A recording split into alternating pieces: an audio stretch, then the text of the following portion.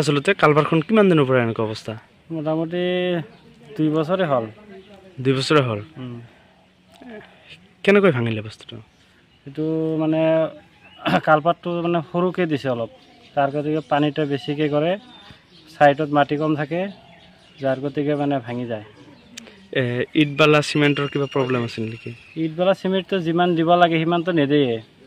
কামটো কোনে কৰিছিল? কামটো ৰফিজুল হকে কৰিছিল। ৰফিজুল হকে কৰিছিল। তেওঁক অৱগত কৰিছিল নে বস্তুটো লৈ? বহুবাৰ চেষ্টা কৰিছিল, কিন্তু অৱগত কৰিছিল, গুৰুত্ব দিয়া নাই। বিধায়কক জনাইছিল নে? বিধায়ককো জনাইছিল, তথাপিও মানে কামটো সেনেকুৱাই আছে। এতিয়া এই বাঁহৰ যে দলং দিছে, দলংটো কোনে দিছে? দলংটো মানে একচুৱেলি ৰাইজে দিছে।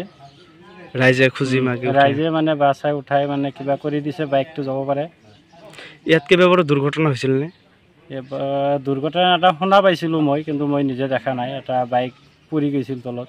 বাইক পৰি গৈছিল। এতিয়া আপুনি চৰকাৰক কি আহ্বান জনাব? চৰকাৰক আহ্বান জনোৱা হৈছিল, কিন্তু গুৰুত্ব দিয়া নাই।